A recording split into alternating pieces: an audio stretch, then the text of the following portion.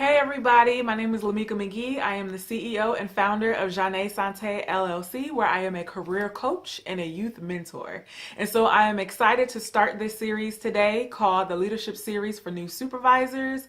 I have a passion for leadership. I have a passion for seeing new supervisors be successful in the workplace because it's so important, especially when you're going from being an employee to now being put into a leadership position. That can be a bit jarring, and a lot of times there isn't really help, mentorship, and resources to help you figure out how to be an effective leader in the workplace. And so I'm excited to share these tips and tricks and things that I have learned with my over 10 years of supervision. I am still a supervisor to this day. And so, I just want to be able to come out, share, help you to navigate this supervisor life if you're a new supervisor within your first year of supervision. And so stick with me throughout this series. We're going to have a good time. I don't want to be super rigid with it. I definitely want to, be loose. Let's have some fun. Definitely join in on the discussion in the comments. Let me know what you're discovering about yourself in each video, and let's just have a good time with it, okay? So the first topic that we're going to talk about is effective communication.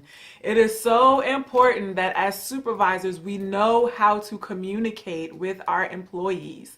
And so, most times when you attend an effective communication class, it's like, super rigid, super tight, like you have to do this, and you have, if you're this type of communicator, then you have to communicate like this, and then if you're this type of communicator, you have to communicate like this.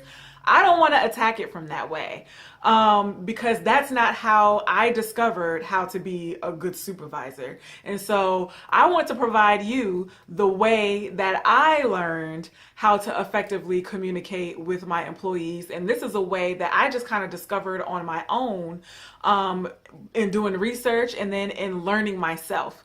And so I'm going to attack the subject of effective communication by helping you to discover you and how you actually communicate naturally.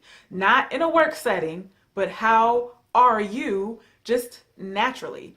Okay, and so we're going to talk about three fours and 1 5. Okay, 3 4s and 1 5. And I know y'all are probably like, what does that mean? All right, so I'm about to tell you. So for topic number 1 underneath effective communication, we are going to talk about the 4 personality traits, okay? Then number 2, we're going to talk about the 4 temperament types, all right? Then number 3, we're going to talk about the 4 communication styles in the workplace. And then number 4, we're going to talk about the 5 love languages.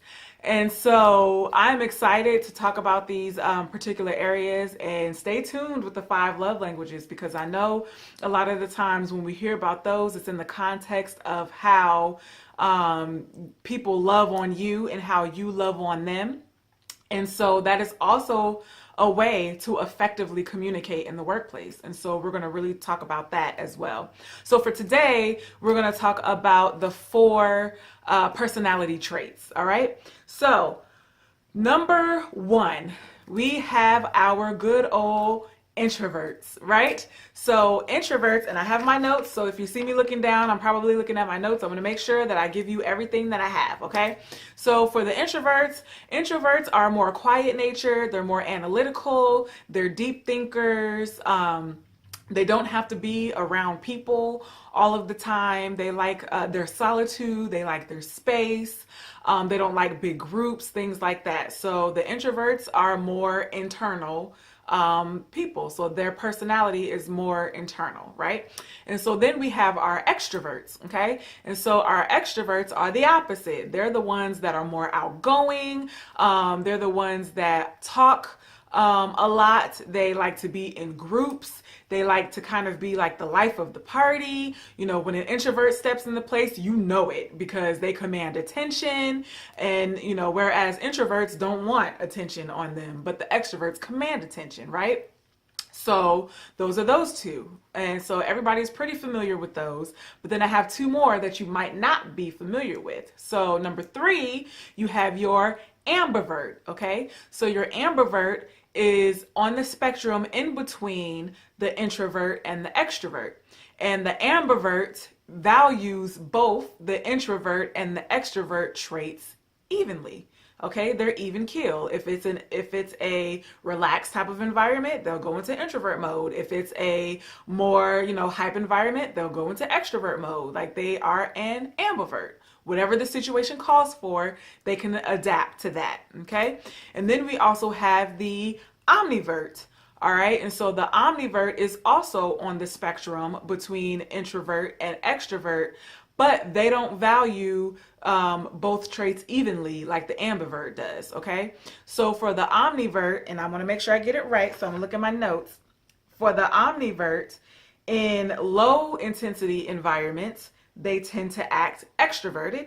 And then in high intensity environments, they act introverted. Okay, so they're the opposite of the ambivert. So the ambivert does both evenly. Whatever the situation calls for, they can fluctuate to that. But for the omnivert, they're the opposite. So if they're in a high intensity environment, then they go into introversion mode. And then if they are in a low intensity environment, then they go into extroverted mode, which is interesting, right? And when I was first learning this, because I was trying to learn myself and how I communicated and who I was, I just naturally thought, like, I am an introvert. Like, I am a true introvert at the core. I don't have to talk to people. I can sit in my house for a good month and not even see anyone. Like, I just, like to be quiet. I'm a deep thinker. I don't really communicate a lot. I don't really talk to people a lot. Doing a lot of talking wears me out. And then listening to a talker wears me out, so I actually am a true introvert at heart. But then there are times where, depending upon the situation, I slide into the ambivert scale, where if it's, a high intensity situation, I call it flipping the light switch. So, I can flip the switch on and I can be extroverted, and then I can turn the switch off and go back to my introverted self. So there are times when that happens, but naturally for me, I am an introvert. And so, in going over these particular traits, I want you to really figure out and think about, which one are you? Are you a true introvert? Are you a true extrovert? Are you an ambivert that equals both out, equals both of those traits out? Or are you the omnivert that reverses those traits depending upon the environment? And so think about that, do some research on it. I am also going to leave you a link in the description box. So definitely go down to the description box, because every video I'm going to leave you with a resource, basically kind of like a little homework to do to prepare for the next video, right? So I'm going to leave you a link to a quiz for you to take that will help you to discover if you are an introvert, an extrovert, an ambivert, or an omnivert. So take the quiz. Find out what it is, keep some notes somewhere, so when you join me in the next video, we'll talk about the next set of 4, and then we'll just continue to build on until we get to the last video, where we'll tie it all in and show you step by step how you naturally communicate. Because we have our friends, we have our family, we love one another, so we're able to just freely be ourselves with them.